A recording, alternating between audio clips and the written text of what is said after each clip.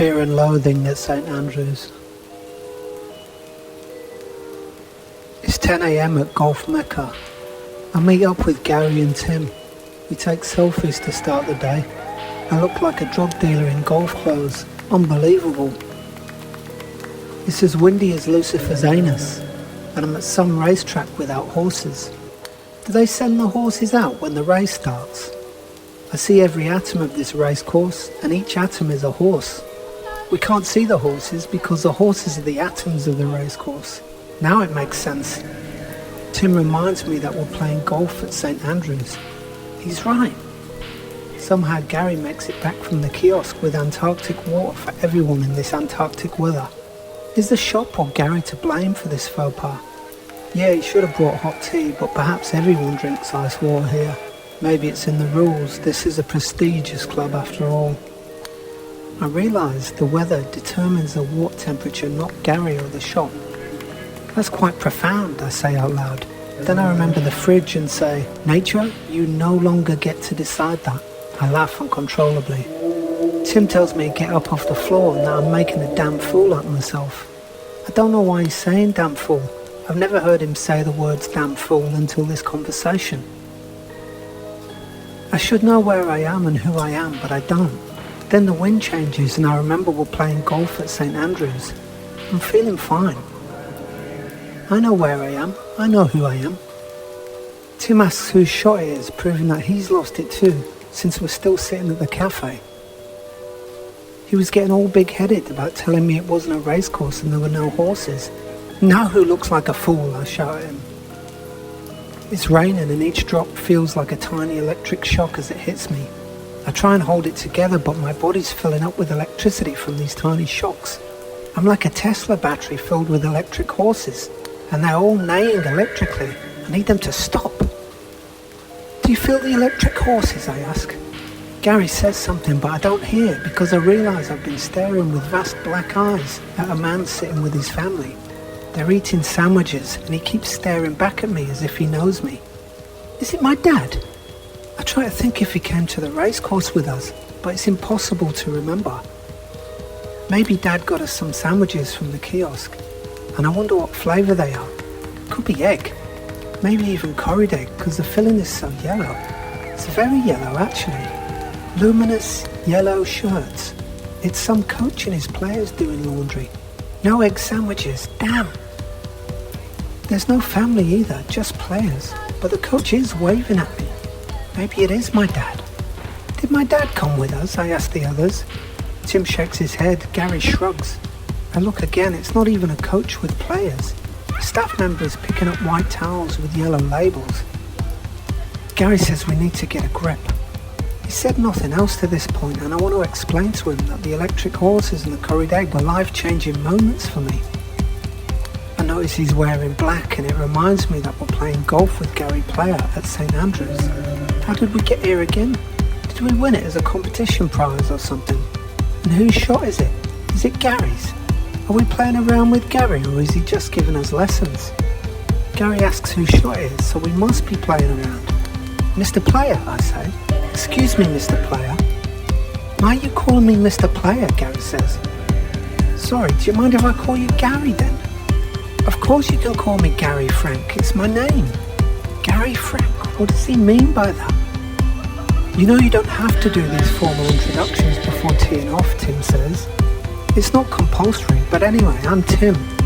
He holds his hand out and I shake it, then Gary's. It's very formal, like a business meeting. Then we all laugh because nobody knows why we're shaking hands. Tim asks whose shot it is again. I think we need to sit down for a bit. I'm feeling tired and we need to get our heads straight. I look around for one of those benches they put at tees for you to rest on between holes, but I can't find one because we're still sitting at the cafe. Powerful Celtic music is playing. Of course it is, this is Scotland. They play this music everywhere in Scotland. Oh, I love those rumpa-tumpa-tumpa-tumpa-tumpa drums, I say. It makes me want to dance a jig right here. I stand up and start twerking. What the fuck are you doing, Tim asks. I'm doing a traditional Celtic jig. Fuck, I love this music. Gary joins in with the twerking. That's what happens. This type of music gets you. It's like that scene in Titanic when they're dancing. Gary and I are twerking in the cafe and it's life-changing. Tim points out that there is no music, but just the sound of the rain and the wind. I stop and listen. He's right. That's unbelievable.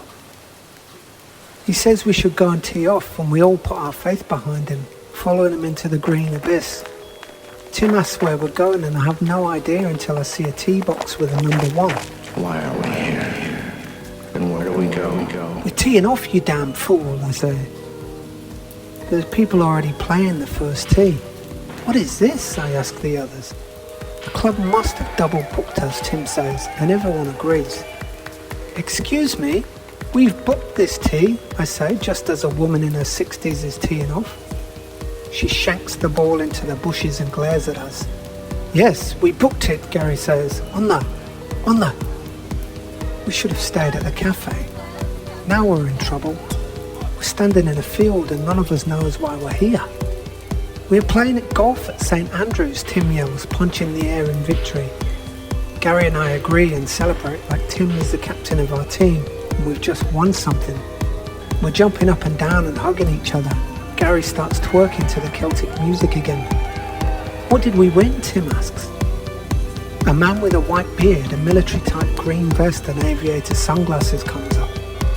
We all just stand there frozen with fear. Now what the hell is this? He says in an American accent. For a moment I think I'm in the military and this is some kind of training camp. I adjust my posture and try to stand in a very straight line next to Gary and Tim. Sir, yes sir, Gary shouts. He obviously thinks the same. Tim is half with us but not quite sure. His eyes dart all over the place and he says, I didn't sign up for this. We all crease over with laughter. You guys are off your rockers, this sergeant major says. You better come round with us or I think you might get kicked off. It's not funny now. I feel like the military police are arresting me. I know Gary and Tim feel the same because they're both standing to attention with looks of pale terror on their faces. Get a grip on yourself. This isn't military prison. It's golf. I remember what golf is. I remember who I am. I remember that I'm playing golf at St Andrews and I start to tell the others, but the sergeant major shushes me aggressively and then steps over his ball to tee off. The three of us leap in fright at the terrible sound as he hits the ball. Gary hits the deck and covers his head with his hands. The ball starts low, rising higher and higher, and goes further and further. It seems to go forever. Almost a minute later it's still going. Now it's my turn.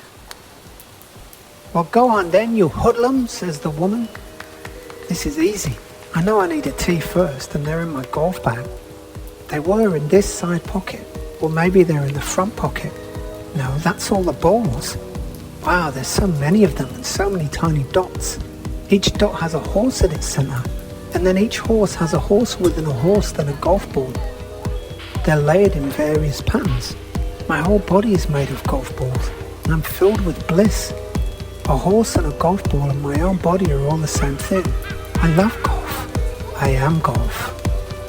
The sergeant major shoves me out the way.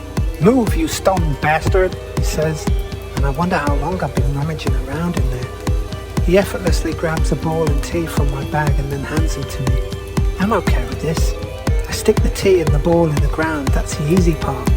I stand over the ball trying to remember what to do next. I think I have to take a stance, so I squat a little with a straight back. Now, there's a tap on my shoulder and the sergeant major hands me a driver. I look back at the others. Tim is standing to attention in sheer fright. He's pale white with tears flowing down his face. Gary is still on the ground covering his head. I've never been so terrified in my entire life.